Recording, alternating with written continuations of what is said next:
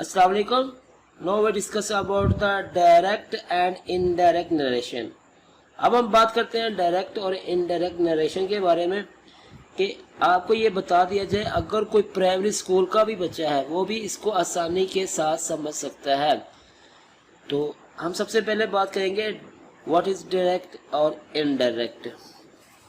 किसी भी शख्स के बात दूसरों के सामने दो मुख्तलिफ तरीकों से बयान की जा सकती है, एक है डायरेक्ट और दूसरा है इनडायरेक्ट।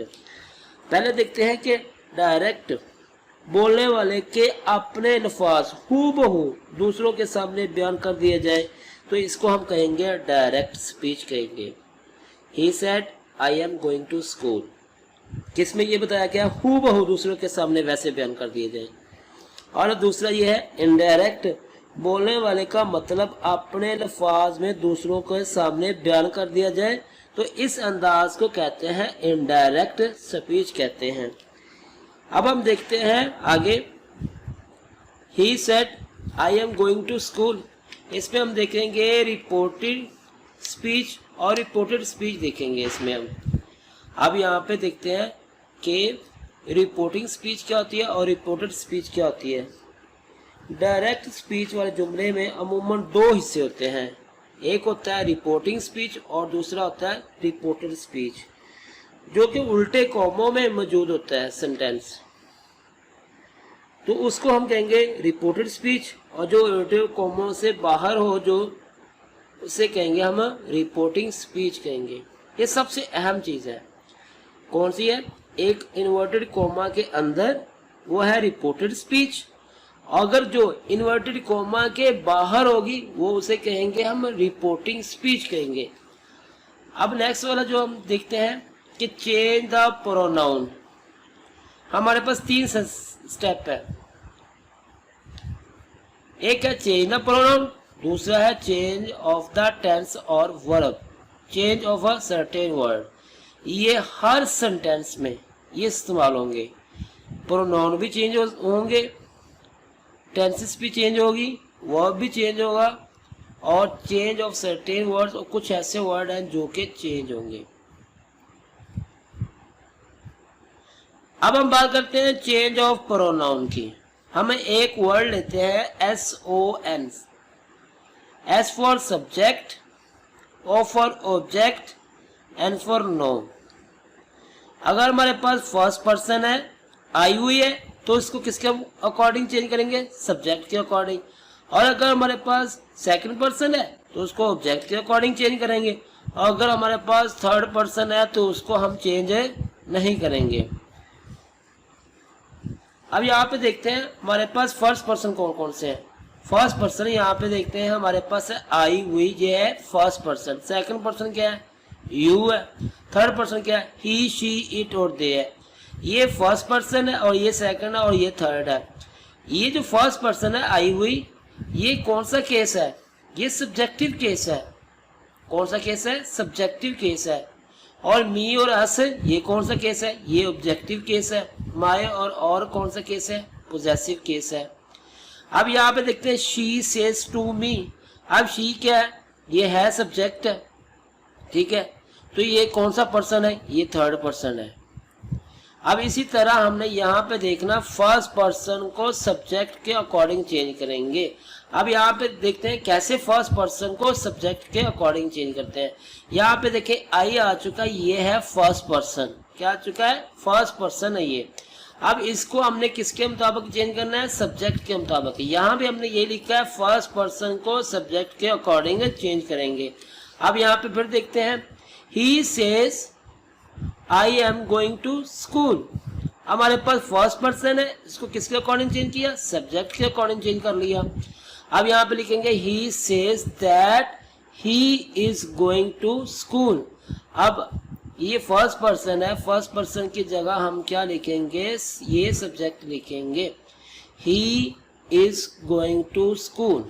हमने यहाँ पे भी, मैं आपको ये बता दूं, यहाँ पे भी हमने यही बताया है कि फर्स्ट पर्सन को सब्जेक्ट के अकॉर्डिंग चेंज करेंगे और सेकंड पर्सन को ऑब्जेक्ट के अकॉर्डिंग। अब सेकंड पर्सन को देखते हैं हम यहाँ पे कि हमारे पास ये सेकंड पर्सन यू आ चुका है, ये हमारे पास सेकंड पर्सन यू है, और ये देखिए सेकंड पर्सन हमारे पास यू है, और इसको किसके अकॉर्डिंग चेंज किया, ऑब्जेक्ट के अकॉर्डिंग चेंज किया। अब यहाँ पे देखते हैं कैसे किया हमने। ही सेज टू हर, ये हमारे पास ऑब्जेक्ट आ चुका है, और आगे देखें यू क्या है, ये सेकंड पर्सन है, you are going to school. अब यहाँ पे ये जो यू है सेकंड पर्सन, ये किसके मुताबिक चेंज हुआ है, ऑब्जेक्ट के मुताबिक है। यहाँ पे हमने बात की थी सेकंड पर्सन ऑब्जेक्ट के अकॉर्डिंग चेंज होगा। आपने सिर्फ इन 3 लेटर को याद रखना है, SON son, S for subject, O for object, N for no. ये चेंज नहीं होगा। क्या नहीं चेंज होगा, थर्ड पर्सन चेंज नहीं होगा। सेकंड पर्सन किस में चेंज होगा, ऑब्जेक्ट में। फर्स्ट पर्सन किस में चेंज होगा, सब्जेक्ट में। अब यहाँ पे देखें हमने सेकंड पर्सन को किसके अकॉर्डिंग चेंज किया है, ऑब्जेक्ट के अकॉर्डिंग किया है। अब यहाँ पे he tells her that she is going to school. अब यहाँ पे ये सेकंड पर्सन है, जिसको हमने ऑब्जेक्ट के अकॉर्डिंग चेंज कर लिया। अब यहाँ पे हमने कौन सा केस लगाना है, वो हमने सब्जेक्टिव केस लगाना है। हमने यहाँ से हर को यहाँ पे ले लिया, लेकिन हम यहाँ पे केस कौन सा लगाएंगे, सब्जेक्टिव केस। कौन सा, सब्जेक्टिव केस लगाएंगे। She is going to school. Her को हमने यहाँ पे लिखना है, लेकिन हम हर नहीं लिख सकते, क्योंकि हर जो है ये ऑब्जेक्टिव केस है, ठीक है। तो हम यहाँ पे इसकी सब्जेक्टिव केस ही लिखेंगे। अब नेक्स्ट देखते हैं हम थर्ड पर्सन। थर्ड पर्सन हम मैंने यहाँ पे बात की थी हमने कि थर्ड पर्सन जो है वो है ही, शी, इट, दे। अब वो जो है थर्ड पर्सन, उसको हम चेंज नहीं करेंगे, नो चेंज। अब हम यहाँ पे भी देखते हैं कि he, she says he is going to school. अब यहाँ पे she says that he is going to school. अब इसको हमने चेंज नहीं किया।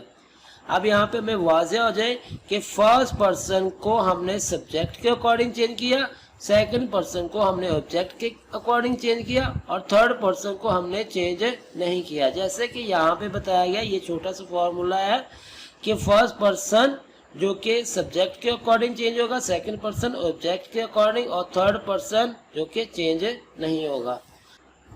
अब हम यहाँ पे बात करते हैं कि हमारे पास यहाँ पे she says she goes to school. अब यहाँ पे हमारे पास है ये प्रेजेंट टेंस है।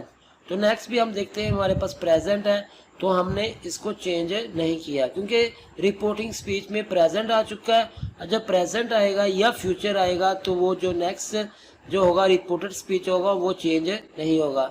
अब यहाँ पे देखें रिपोर्टिंग स्पीच में प्रेजेंट है, और रिपोर्टेड स्पीच में भी ये देखें प्रेजेंट है, और अब हमने इनको चेंज नहीं करना, सेम वैसे ही रहेगा, ये प्रेजेंट ही रहेगा। अब नेक्स्ट देखते हैं, अगर रिपोर्टिंग स्पीच में पास्ट है, ये देखिए पास्ट आ चुका है, ठीक है, और अगर रिपोर्टेड स्पीच में प्रेजेंट आ चुका है, तो फिर हमने रिपोर्टेड स्पीच में हम थोड़ी सी चेंजिंग करेंगे। रिपोर्टेड स्पीच में हम चेंजिंग करेंगे, तो वो क्या करेंगे, पास्ट टेंस का ही इस्तेमाल करेंगे। अगर शर्त ये है हमारे पास, अगर रिपोर्टिंग स्पीच, ये देखिए ये रिपोर्टिंग स्पीच है, शी सेड, अगर हमारे पास ये पास्ट टेंस है, तो हमने आगे प्रेजेंट हो, फ्यूचर हो, कोई भी हो, उसको हमने पास्ट टेंस में इस्तेमाल करना है। कि अगर हमारे पास रिपोर्टिंग स्पीच में प्रेजेंट इंडेफिनिट टेंस है या फ्यूचर टेंस है, तो आगे हमने रिपोर्टेड स्पीच में कोई चेंजिंग नहीं करनी। अगर हमारे पास रिपोर्टिंग स्पीच में पास्ट टेंस है, तो आगे हम चेंजिंग करेंगे। अगर हमारे पास यहाँ पे पास्ट टेंस है, तो यहाँ भी अगर पास्ट टेंस है, अगर यहाँ पे सेकंड फॉर्म है और यहाँ पे सेकंड फॉर्म है, अगर रिपोर्टेड स्पीच में देखते हैं कि सेकंड फॉर्म है, ये देखिए सेकंड फॉर्म है, शर्त यह है कि रिपोर्टिंग स्पीच में सेड होना चाहिए, पास्ट टेंस होना चाहिए। ये देखिए सेड आ चुका है, ये रिपोर्टिंग स्पीच में आ चुका है।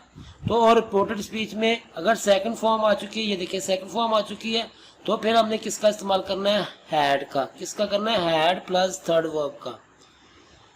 मैं इस बात को एक दफा रिपीट कर देता हूं कि अगर हमारे पास शी सेड आ चुका है, रिपोर्टिंग स्पीच जो है वो पास्ट है, ये पास्ट है, تو ہم نے رپورٹڈ اسپیچ کو دیکھنا، اگر وہ بھی پاسٹ ہے تو ہم نے اس کو ہیڈ پلس تھرڈ ورب میں چینج کر دینا ہے۔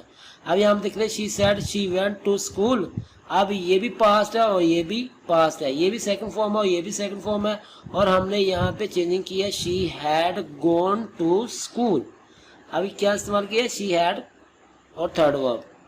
اب نیکسٹ دیکھتے ہیں، اگر ہمارے پاس یہاں پہ سیڈ آ چکا ہے، پاسٹ ٹینس آ چکا ہے اور یہاں پہ ہیڈ گون آ چکا ہے، تو ہم نے اس کو سیم ویسے رہنے دینا کہ اگر ہمارے پاس یہ دیکھیے رپورٹڈ اسپیچ میں ہیڈ آ چکا ہے، یہ دیکھیں ہیڈ آ چکا ہے، تو ہم نے اس کو سیم ایسے ہی رہنے دینا، ہیڈ پلس تھرڈ ورب ہی رہنے دیا، she had gone to school. آگے دیکھتے ہیں، اگر ہمارے پاس پہلے حصے میں رپورٹنگ اسپیچ میں یہ دیکھیں میں نے کہا تھا اگر سیڈ آ چکا ہے، یہ بھی سیڈ ہے، یہ بھی سیڈ ہے، یہ بھی سیڈ ہے، اگر رپورٹنگ اسپیچ پاسٹ ہے، ٹھیک، پھر آگے فارم آف ورب جو چینج ہوں گی، ٹھیک ہے۔ اب یہاں پہ ہم دیکھتے ہیں کہ رپورٹنگ اسپیچ جو ہے وہ سیڈ ہے، تو اس کے بعد از گوئنگ آیا تو ہم نے اس کی بجائے ہم نے واز ورک کا استعمال کرنا ہے، ٹھیک ہے، she was going to school. اب نیکسٹ دیکھتے ہیں کہ اگر ہمارے پاس رپورٹنگ اسپیچ میں سیڈ آ چکا ہے تو آگے نیکسٹ جو ہے ہیز اور ہیو کا استعمال ہے، یہ ہم نے دیکھیں ہیز کا استعمال ہے، تو ہم نے یہاں پہ ہم نے ہیڈ کا استعمال کرنا ہے، یہ دیکھیں ہیڈ کا استعمال کیا۔ اور پھر آگے دیکھتے ہیں، اگر ہمارے پاس پھر دیکھیں رپورٹنگ اسپیچ میں سیکنڈ فارم ہے، سیڈ آ چکا ہے، تو ہم یہاں پہ ول کی جگہ پہ ہم نے وڈ کا استعمال کرنا ہے، یہ دیکھیں ہمارے پاس اگر ول اور شیل آ چکا ہے تو ہم نے کس چیز کا استعمال کرنا ہے؟ وڈ کا، شیل شوڈ اور وڈ کا استعمال کریں گے یہاں پہ، she said that she would go to school. اور آگے دیکھتے ہیں ہمارے پاس ہے کین اور مے ہے، اگر یہ آ جائے تو she said she can go to school, تو she said that she could go to school. اسی طرح سیم ہی ہم نیکسٹ والا دیکھتے ہیں، she said she was going to school, اگر ہمارے پاس واز آ چکا ہے، ٹھیک ہے، تو ہم نے ہیڈ بن اور پلس آئی این جی والی فارم کا استعمال کرنا ہے، she said that she had been going to school. اگر ہمارے پاس ڈو اور ڈز کا استعمال ہے، یہاں پہ ڈز یا ڈو آیا ہے تو شی ڈز ناٹ کی بجائے ہم نے شی ڈڈ ناٹ کا استعمال کرنا ہے۔ شرط یہ ہے کہ ہمارے پاس جو پہلا حصہ ہے رپورٹنگ اسپیچ سیٹ ہونا لازمی ہے۔ اب یہاں پہ دیکھتے ہیں ڈڈ، اگر یہاں پہ ہمارے پاس رپورٹڈ اسپیچ میں ڈڈ آ چکا ہے تو ہم نے کس کا استعمال کرنا ہے؟ ہیڈ پلس تھرڈ ورب کا استعمال کرنا ہے۔ اور اسی طرح کوڈ مسٹ یہ آ جائیں تو ہم نے ان کو سیم ویسے ہی رہنے دینا ہے، جیسے کہ she said she could that she could go to school, ہم سیم ویسے رہنے دیں گے۔ Code must would should head might کچھ بھی آ جائے تو ہم نے سیم ان کو ویسے ہی رہنے دینا ہے۔ اب نیکسٹ دیکھتے ہیں ہم نا کہ کوئی یونیورسل ٹروتھ ہے، حقیقت پہ مبنی ہے، جیسے شی سیڈ، اگر یہ سیکنڈ فارم آف ورب ہی آ چکی ہے لیکن آگے یونیورسل ٹروتھ ہے، ہم اس کو چینج نہیں کریں گے، she said that the sun rises in the asset, same اسی طرح ہم لکھ دیں گے لیکن یہاں پہ ہم نے سیڈ کا ہی استعمال کریں گے۔ اب نیکسٹ چلتے ہیں ہم کہ سینٹینسز کی طرف، چینج سینٹینسز ہمارے پاس ہے 5 ٹائپس ہے، 5 پوائنٹس ہے، پہلا انٹروگیٹو ہے، امپیریٹیو ہے، دا یوز آف لیٹ ہے، ایکسکلیمیٹری ہے، آپٹیٹیو ہے۔ اب ہم ان کو باری باری دیکھتے ہیں۔ سب سے پہلے ہم دیکھتے ہیں انٹروگیٹو۔ انٹروگیٹو میں ہم دیٹ کا استعمال نہیں کریں گے، ٹینسز سیم اسی طرح ہم استعمال کریں گے، پروناؤن بھی اسی طرح چینج کریں گے، ٹینسز اور پروناؤن سیم اسی طرح ہم چینج کریں گے جیسے کہ میں نے آپ کو پہلے بتا چکا ہوں۔ تو اب یہاں پہ ہے اگر ہمارے پاس سے آ چکا ہے تو ہم آس کا استعمال کریں گے، اور اگر سیڈ آ چکا تو ہم آسکڈ کا استعمال کریں گے۔ اس میں دو طرح کے جو کویسچن آپ پوچھے جاتے ہیں، ایک ہے ڈبلیو ایچ فیملی والا جیسے ہوز ہے، ہوم ہے، ہو ہے، اس طرح ان سینٹینسز کو ہم سیم اسی طرح ہی لکھ دیں گے۔ اب جیسے ہے شی سیڈ ٹو ہم، اب سیڈ کی جگہ ہم نے کیا استعمال کرنا ہے؟ آسکڈ، شی آسک ہم۔ اب میں نے کب بتایا تھا ڈبلیو ایچ فیملی والے ہم نے سیم ویسے ہی لکھ دینے ہیں۔ अब शी आस्क हिम व्हाट, ठीक है। अब बेटा इसको हम सिंपल फॉर्म में लिख देंगे, ये है इंट्रोगेटिव है, तो हमने इसको किस तरह, हमने इसको सिंपल फॉर्म में ही लिख देंगे बेटा, ठीक है। हमने इसको सिंपल फॉर्म में लिखेंगे और है she is going to school. अब हम इसका बेटा फिर उसी तरह लिखते हैं, इसका इनडायरेक्ट बनाते हैं, she asked him what she was going to school. अब बेटा शी तो थर्ड पर्सन है तो ये चेंज नहीं होगा, और हमारे पास यहाँ पे सेड आ चुका है, सेकंड फॉर्म ऑफ वर्ब आ चुकी है, तो इस लिहाज से हमने पहले बात की थी, अगर यहाँ पे रिपोर्टेड स्पीच में इज एम आर आएगा तो वो वाज वर्ब में चेंज हो जाएगा। तो इसी तरह ये वाज वर्ब में चेंज हो गया, she was going to school. इसको अच्छे तरीके से देख लें एक दफ़ा कि WH फैमिली वाले सेम वैसे ही रहते हैं, और सिर्फ यहाँ पे चेंज ही क्या आती है आस्क्ड की, और यहाँ पे दैट का इस्तेमाल नहीं होता। टेंसेस और प्रोनाउन वो हम चेंज करेंगे जैसे कि दूसरे हमने पहले सेंटेंसेस में किए थे, और यहाँ पे आस्क और आस्क्ड का इस्तेमाल करते हैं।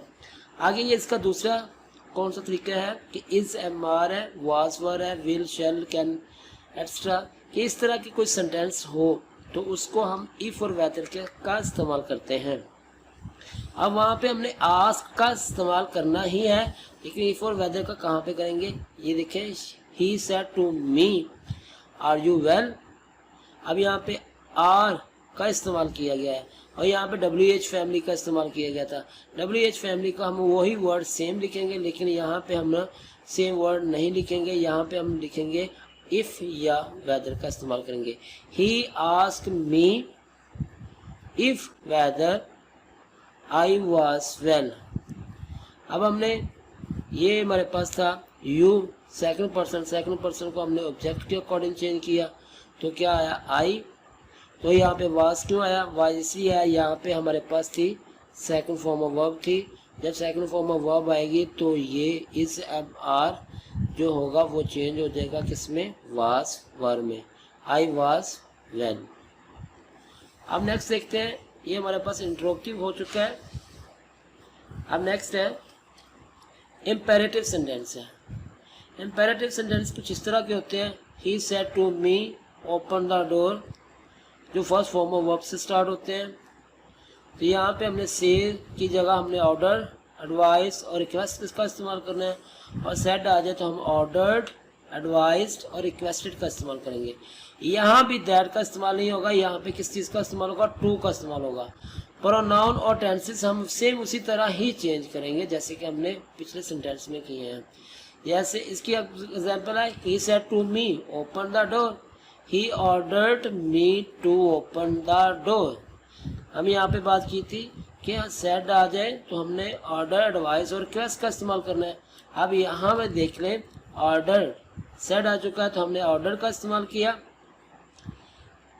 ही ऑर्डर्ड मी। अब मैंने फिर बात की थी यहाँ पे टू का इस्तेमाल करेंगे, और इसके बाद हमने टू का इस्तेमाल किया, और सेम उसी तरह हमने ये सेंटेंस लिख दिया है, he ordered me to open the door. अब नेक्स्ट देखते हैं कि कुछ वर्ड ऐसे होते हैं, प्लीज, काइंडली, इस तरह के जो वर्ड है हम उनको ख़त्म कर देते हैं। He said to me kindly open the door. अब यहाँ पे हमने लिखेंगे he requested me to open the door. अब काइंडली जो है ये वर्ड हमने ख़त्म कर दिया है। एक बात याद रखिएगा, अगर कोई रिक्वेस्ट की जा रही है तो फिर हम यहाँ पर रिक्वेस्टेड का इस्तेमाल करेंगे। अगर कोई हुक्म दिया जा रहा है तो यहाँ पे हम ऑर्डर का इस्तेमाल करेंगे। अब नेक्स्ट है, अगर हमारे पास डू नॉट का इस्तेमाल हुआ है तो हमने डू नॉट को ख़त्म करके नॉट टू का इस्तेमाल करेंगे। जैसे कि he said to me do not open the door. अब यहाँ पे देखेंगे he ordered me not to open the door. अब यहाँ पे हमने डू नॉट की जगह हमने not to open the door का इस्तेमाल किया है। और नेक्स्ट देखते हैं, अगर एक सेंटेंस में भी, एक सेंटेंस जो है हमारे पास जो है वो इम्पेरेटिव का है और दूसरा भी इम्पेरेटिव है। अगर एक सेंटेंस में हमारे नेगेटिव आ चुका और दूसरा पॉजिटिव है, तो पहले हिस्से में हम टू का इस्तेमाल करेंगे और दूसरे हिस्से में हम नॉट टू का इस्तेमाल करेंगे। He said to me keep quiet and do not make a noise. He ordered me to keep quiet. अब यहाँ पे हमने कीप क्वाइट से पहले हमने टू का इस्तेमाल कर लिया और उसके बाद देखें डू नॉट की जगह हमने not to make a noise का इस्तेमाल करी। ये हमारा हो चुका है इम्पेरेटिव सेंटेंस। अब हम देखते हैं यूज ऑफ लेट। ये दो तरह के होते हैं यूज ऑफ लेट। एक होता है let me do my work और let us go for a walk. इसकी एक साइन है, वो है एक है मी और एक है अस। मी की जगह हिम भी आ सकता है, हर भी आ सकता है, कुछ भी आ सकता है, लेकिन वो एक ही कैटेगरी के सेंटेंस होंगे। लेकिन लेट अस सिर्फ ये एक ही सेंटेंस है कि ये एक लैदा कैटेगरी है, इसकी निस्बत ये एक लैदा कैटेगरी है, इसमें हिम हर कुछ भी आ सकता है, लेकिन ये अस का अस ही रहेगा। अब इसको हमने कैसे चेंज करना है, यहाँ पे हमने ऑर्डर टू का इस्तेमाल करना है और रिक्वेस्टेड टू का इस्तेमाल करना है। और हम यहाँ पे लेट का इस्तेमाल सेम रहने देंगे और दैट का इस्तेमाल यहाँ पे नहीं होगा। जैसे कि he said let me do my work. अब यहाँ पे हम लिखेंगे ही रिक्वेस्टेड टू, क्या रिक्वेस्टेड टू आएगा, he requested to let same उसी तरह रहेगा। और हमने आगे देखे लेट हिम को मी क्यों हमने हिम में चेंज किया, क्योंकि बेटा ये फर्स्ट पर्सन है, फर्स्ट पर्सन हमेशा बेटा सब्जेक्ट के अकॉर्डिंग चेंज होती है। तो मैंने आपसे पहले बात की थी कि हमने टेंसेस और प्रोनाउन सेम वैसे ही चेंज करने जैसे कि हम पहले सेंटेंसेस में कर चुके हैं। अब यहाँ पे हमने मी का इस्तेमाल किया, मी डू हिज वर्क। अब हिज इसलिए लगाया क्योंकि यहाँ पे बेटा माय आ चुका है, माय जो है पोजेसिव है और ये फर्स्ट पर्सन है, तो फर्स्ट पर्सन हम किसके अकॉर्डिंग चेंज करेंगे, हिम के अकॉर्डिंग। अब यहाँ पे हिज वर्क आ चुका है। आगे बेटा इसका जो दूसरा मेथड है वो ये है कि जब शी सेड लेट अस आ जाए, अस का जिक्र आए, तो हम इसको प्रपोज या सजेस्टेड के अकॉर्डिंग हम चेंज करेंगे। तो प्रपोज टू उस वक्त लगाएंगे, सजेस्टेड टू उस वक्त लगाएंगे जब हमारे पास ऑब्जेक्ट मौजूद होगा। अब यहाँ पे हमने एक और चीज़ का इजाफा करेंगे कि दैट का इस्तेमाल करेंगे और लेट इस्तेमाल नहीं करेंगे। और एक नेक्स्ट ये चीज़ है कि शुड का इस्तेमाल किया जाएगा। अब यहाँ पे देखिए she said let us go for a walk. अब यहाँ पे हम देखते हैं she proposed that they should go for a walk. अब यहाँ पे हमने प्रपोज का इस्तेमाल किया, ये देखिए मैंने कहा था प्रपोज का इस्तेमाल करेंगे और फिर मैंने कहा था कि दैट का इस्तेमाल करेंगे, दैट का किया। और बेटा अस जो है ये है फर्स्ट पर्सन है और फर्स्ट पर्सन जो है सब्जेक्ट के अकॉर्डिंग इस्तेमाल होती है और ये प्लूरल फॉर्म में आता है, तो प्लूरल बेटा क्या है, दे का इस्तेमाल करेंगे। और फिर बेटा मैंने यहाँ पे बात की थी कि शुड, और यहाँ पे हमने शुड का इस्तेमाल किया गो फॉर अ वॉक। तो फिर वही मैं बात को रिपीट करता हूँ, चेंज प्रोनाउन सेम उसी तरह हमने चेंज करने हैं जैसे हमने पहले पिछले सेंटेंसेस में किए हैं, और टेंसेस भी सेम वैसे ही चेंज करने हैं। अब हम बात करते हैं एक्सक्लेमेटरी सेंटेंसेस। एक्सक्लेमेटरी सेंटेंसेस वो हैं जिसमें खुशी हो, दुख हो, हैरानगी की बात हो, इस तरह के सेंटेंसेस होते हैं। इनमें ऐसे वर्ड आते हैं जैसे कि पूरा, ओह, इस तरह के वर्ड्स आए जिनको हम कहते हैं एक्सक्लेमेटरी वर्ड्स कहते हैं। तो ये आ जाए तो इनका जो बनाने का जो तरीका है डायरेक्ट से इनडायरेक्ट, वो कुछ इस तरह है कि हम इस्तेमाल करेंगे exclaimed with Joy, exclaim with serow and exclaim with wonder. यहाँ पे हमने दैट का इस्तेमाल करना है और यहाँ पे हमने देखेंगे साइन जो होगी वो है एक्सक्लेमेटरी की, ये साइन होगी, ठीक है। तो ये हमने इसको ख़त्म कर देंगे, ये जो साइन है इसको हम फिनिश कर देंगे। तो अब यहाँ पे हम देखते हैं शी सेड हुरा आई हैव पास। अब ये खुशी की बात है, तो ये जो वर्ड्स होंगे या हुरा, ये जो वर्ड्स होंगे इनको भी हमने ख़त्म कर देना है। अब यहाँ पे देखिए शी सेड हुरा आई हैव पास, कि मैं पास हो चुका हूँ। तो यहाँ पे हम इस्तेमाल करेंगे शी एक्सक्लेम्ड विद जॉय, क्योंकि खुशी की बात हो रही है तो इस लिहाज से हम क्या करेंगे, शी एक्सक्लेम्ड विद जॉय। और यहाँ पे मैंने बताया था दैट का इस्तेमाल होगा, ये देखें दैट का इस्तेमाल किया। और यहाँ पे आई जो है फर्स्ट पर्सन है, फर्स्ट पर्सन सब्जेक्ट के अकॉर्डिंग चेंज हो जाएगा शी। और हैड पास, हैड इसलिए लगाया तो क्योंकि यहाँ पे सेड आ चुका है, सेड जब आएगा तो यहाँ पे हैव की जगह हैड का इस्तेमाल होगा, शी हैड पास्ड।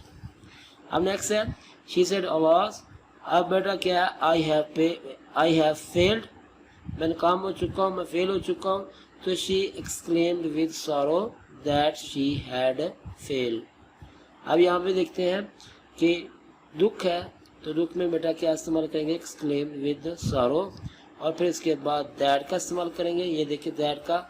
और ये जो साइन ये हमारे पास, ये साइन जो है ये हमें बताती है कि ये एक्सक्लेमेटरी सेंटेंसेस है। और हमने इनको भी ख़त्म कर देना। और दैट के बाद हमने देखा शी हैड फेल कि फर्स्ट पर्सन है, फर्स्ट पर्सन किस में चेंज होती है, सब्जेक्ट के अकॉर्डिंग। और फिर अगर सेड आ चुका तो सेड बेटा क्या है, तो नेक्स्ट देखिए हैव है तो सेड के अकॉर्डिंग ये हैव जो है ये हैड में चेंज हो जाएगा। अब नेक्स्ट देखते हैं ऑप्टेटिव सेंटेंसेस हैं। अब ऑप्टेटिव सेंटेंसेस जो है ये भी दो तरीके के होते हैं। एक है she said may you pass the examination. अब दूसरा है she said may you fail in the examination. एक वो है जिसमें दुआ दी जाती है, ये देखें यू पास द एग्जामिनेशन, अल्लाह करे आप एग्जामिनेशन में पास हो जाए, दुआ दी जा रही है। और एक ये है कि अल्लाह करे आप नाकाम हो जाए, फेल हो जाए एग्जामिनेशन में, ये भी दुआ दी जाती है। अगर दुआ दी जाए तो प्रेयर का इस्तेमाल करेंगे, अगर दुआ दी जाए तो कर्ज का इस्तेमाल करेंगे। और यहाँ पे हमें दैट का इस्तेमाल करना है इस सेंटेंसेस में। और हमारे पास मे आए तो हम मे नहीं इस्तेमाल करेंगे, तो उसकी जगह हम क्या करेंगे, माइट का इस्तेमाल करेंगे। अगर हमारे पास साइन ये आ चुकी है, एक्सक्लेमेटरी की साइन आ चुकी है, उसको हम ख़त्म कर देंगे। अब यहाँ पे हम देखते हैं sentences. She said may you pass the examination. अब यहाँ पे है शी प्रेड, क्योंकि ये दुआ दी जा रही है। और हमने दैट का इस्तेमाल किया, यहाँ पे मैंने आपको बताया दैट का इस्तेमाल करना है। और आई माइट पास द एग्जामिनेशन। अब यहाँ पे मैंने बताया था अगर मे आ जाए, ये देखिए मे आए तो हमने क्या माइट में इसको चेंज कर देना है, I might pass the examination. अब देखते हैं नेक्स्ट वाला she said may you fail in the examination. अब यहाँ पे बदवा दी जा रही है she curse that I might fail the examination. ये हो चुका हमारा ऑप्टेटिव सेंटेंसेस। अब है लास्ट में change of the certain word. कुछ इस तरह के वर्ड्स हैं कि जो कि डायरेक्ट में आ जाए तो इनडायरेक्ट में उन वर्ड को हम चेंज कर देते हैं। जैसे अगर डायरेक्ट स्पीच में आ जाए दिस आ जाए तो उसको हम दैट में चेंज कर देंगे। और इसी तरह हमारे पास टू नाइट है तो that night, tomorrow the next day, इनको हम इसी तरह चेंज कर देंगे। तो अगर हमारी वीडियो ये अच्छी लगी है तो इसको सब्सक्राइब करें। ये हर उस बच्चे के लिए है जो कि फर्स्ट टाइम डायरेक्ट इनडायरेक्ट करना चाहता है और इसको समझना चाहता है। ये बहुत ही अच्छा और इजी मेथड है जिसके ज़रिए हर बच्चा पूरे इसमें मार्क्स ले सकता है डायरेक्ट एंड इनडायरेक्ट स्पीच में। अस्सलाम वालेकुम।